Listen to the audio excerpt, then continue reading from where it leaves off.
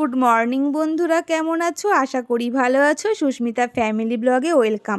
তো চলো, আজ সারাদিন কী কাজ করব অবশ্যই তোমাদের সঙ্গে শেয়ার করব। প্লিজ তোমরা সাথে থেকো, পাশে থেকো।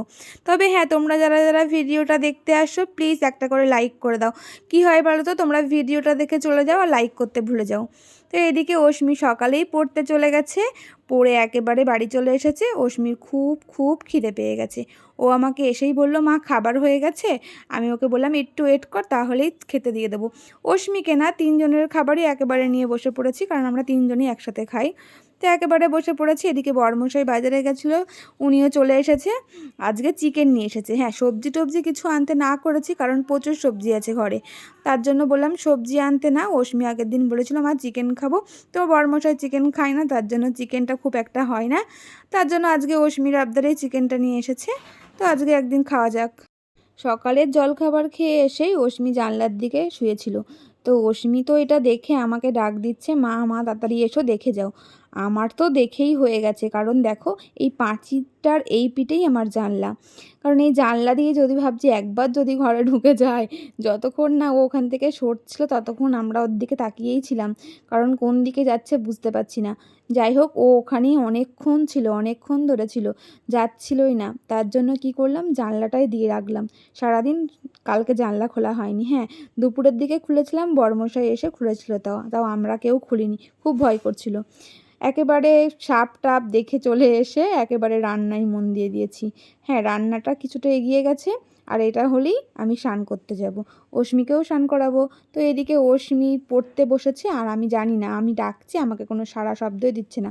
ঘরে এসে দেখছি ও মনোযোগ দিয়ে পড়ছে, তাহলে তো আমাকে সাড়া দেবে। ওর জন্য আমি এই ভিডিও করে দেখলাম যে কি বদমাশ করছে আমাকে। কবে যে স্কুলটা খুলবে, আমি যে কবে যে এর কাছ থেকে রেহাই পাবো তার নেই ঠিক। স্কুল থাকলে মানে ও আটকা থাকে, বেশ ভালো থাকে।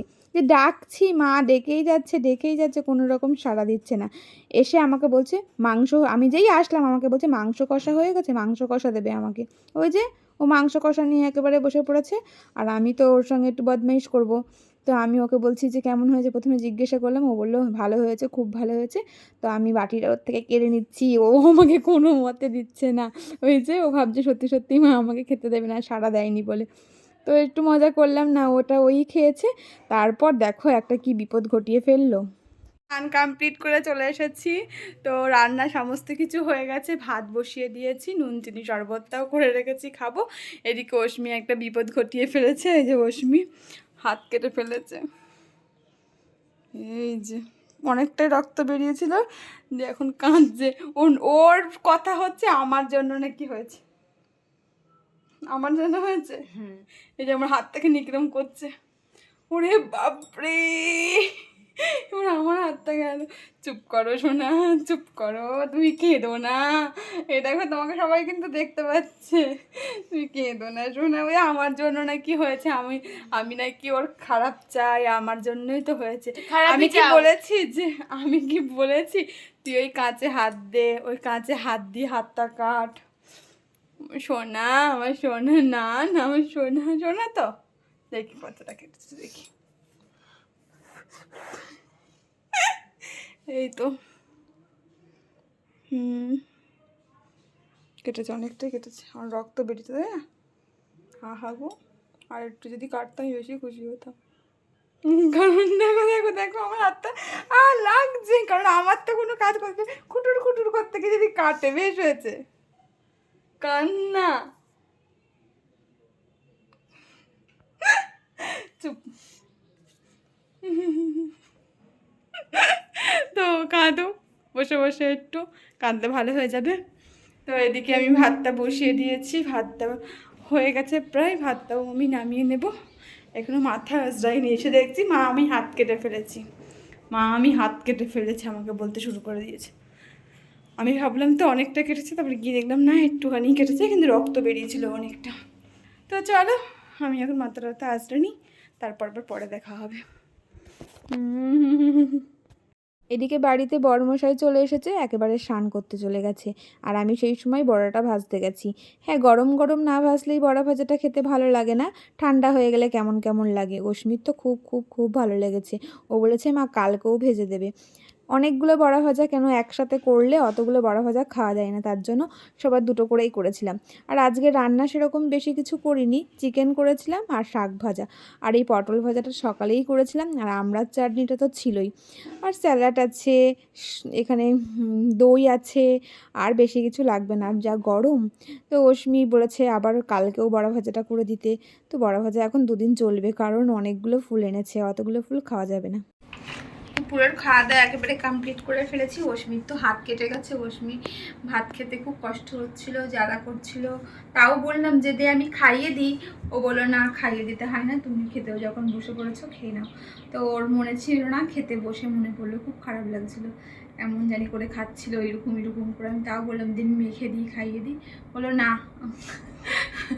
যে আমি ওষুধ নিয়ে চলে এসেছি, আমি ওষুধ খাবো, ওষুধ খেয়ে একটু বসবো, বসে তারপর শোবো, একটু ঘুম দেবো। অশ্মিকে এবার পড়াতে আসবে বিকেলে 4:30 থেকেই পড়াতে আসবে। তো অশ্মির বাবা বাইরে বসে আছে, খাওয়া দাওয়া সবার কমপ্লিট হয়ে গেছে, তারপরে যা কাজ তা হয়ে গেছে, আমার চোখে মুখে পুরো জল।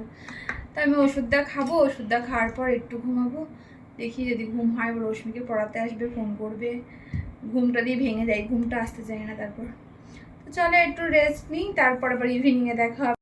গুড ইভিনিং বন্ধুরা। তো সন্ধে অনেকক্ষণ হয়ে গেল, তো অনেকক্ষণ আগে উঠে পড়েছি। হ্যাঁ আমি একটু ঘুমিয়েছিলাম, অশ্মি কিন্তু ঘুমায়নি, অশ্মিকে পড়াতে এসেছিলো, আগেই বলেছিলাম অশ্মিকে পড়াতে আসবে, তার জন্য অশ্মি ঘুমায়নি। আর অশ্মি পড়ে একেবারে এই যে রেডি হয়ে গেছে। হ্যাঁ অশ্মি যাচ্ছে, ওর মাম্মাম ওকে নিতে আসবে, এক জায়গায় একটু ঘুরতে যাচ্ছে। ও আমারই যাওয়ার কথা ছিল, কিন্তু আমি আজকে যেতে পারবো না, তার জন্য ওর ভাই অস্থির হয়ে যাচ্ছে, ওর জন্য বললো নাকি যে আজকেই যাব।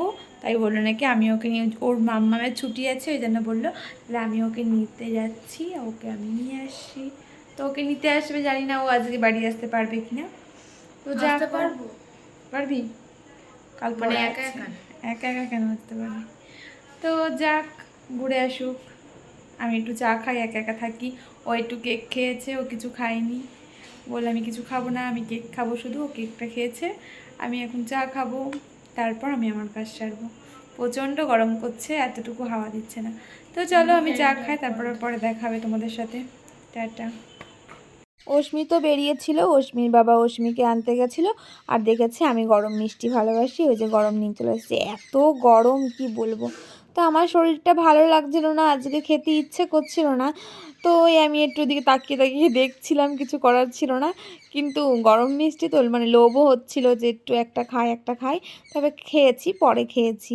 আর প্রচণ্ড গরম, এই সময় খাওয়াও যেত না। ওই যে অশ্মি বাবা আমাকে বলছে তুমি খাও খাও করছে, আমি বলছি কি এত গরম কি করে খাবো আমি সেটাই বলছিলাম। রাতের খাওয়া দাওয়া একেবারে কমপ্লিট করে ফেলেছি, রাতে আর কিছু করিনি, যা ভাত ছিল তাই হয়ে গেছে। অশ্মি তো বললাম ওর মাম্মাম নিতে এসেছিল, অশ্মি ওর মামার বাড়ি গেছিলো, ওখান থেকে এক জায়গায় গেছিলো ঘুরতে। তো ওর বাবা বললো যে কালকে সকালে পড়া আছে যেহেতু, ওর জন্য ওকে নিয়ে চলে এসেছে। ওর বাবা গিয়ে ওর মাম্মাম বললো যে আবার আসবো, ওর জন্য অনেকটা রাত হয়ে গেছে। আমি বললাম থাক, আসতে হয় না, ওর বাবা গিয়ে নিয়ে আসবে। তোর বাবা তো ওকে গিয়ে নিয়ে আসলো, আসার সময় তো গরম মিষ্টি নিয়ে আসলো, যেটা আগেই তোমাদের দেখালাম। তারপরে আর কিছু আজকে রান্না টান্না রাতে কিছু করিনি, কারণ দুপুরের ওই মাংস ছিল। তারপর সেরকম খাওয়ার কোনো কারোরই অবস্থা ছিল না, কারণ কেউ বলছে খাবো, কেউ বলছে খাবো না। আমি একটা ডিমের অমলেট করলাম, আমি জল ঢালা ভাত খেলাম, বড় মশাই ছাতু দিয়ে জল ঢালা ভাত খেলো, আর অশ্মি মাংসটা দিয়ে খেলো। তো এই মিষ্টিটা আমি আগে খেতে গেছিলাম, আজকে আমার শরীরটা একটু ভালো লাগছে না, খেতে ইচ্ছেই করছে না।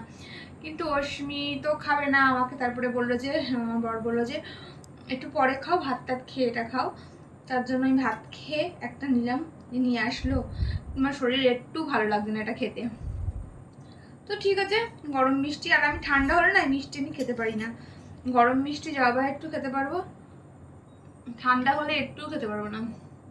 তো অস্মিত তো কাল সকালে পড়া আছে, অস্মিত তো পড়তে যাবে, তার জন্যই আসতো, না হলে আজকে থাকলেও কোনো অসুবিধা হতো না। প্রচন্ড গরম এদিকে, বাপরে বাপরে গরম, এত গরম করছে, মানে ঘর থেকে বেরোলেই যেন মনে হচ্ছে আগুন বেরোচ্ছে, ঘর থেকে বেরোনো যাচ্ছে না, ঘরে যেটুকু আছে মনে হচ্ছে শান্তি। তো বাইরে তো যেতেই হবে, খাওয়া দাওয়া সমস্ত কিছু করতে, ঘরে থাকবো বললে তো ঘরে থাকা যাবে না সবসময়। তো চলো, আমারও সমস্ত কাজ হয়ে গেছে, আমিও মিষ্টিটা খাবো, মিষ্টিটা খেয়ে একটু জল খাবো, আমার একটা ওষুধ আছে, ওষুধটা খাবো, ওষুধটা খেয়ে আমিও শুয়ে পড়বো। আমার বর খেয়ে দিয়ে ওখানে বসে আছে, ও খেয়ে দিয়ে বসে একটু ফোন দেখছে, এসে শোবে। অশ্মিও ঘুমিয়ে যাবে, ও যেহেতু সারাদিন ঘুমায়নি। আমি তো দুপুরবেলা তার একটু ঘুমিয়েছিলাম, অশ্মি তো ঘুমায়নি, পড়াতে এসেছিল। তো চলো, আমি আর এই ভিডিওটা বেশি বড় করবো না, এখানেই শেষ করব। তো তোমরা সব ভালো থেকো, সুস্থ থেকো, নতুন একটা ভিডিও দেখা হবে। তো চলো, গুড নাইট, আজকের মতন টাটা।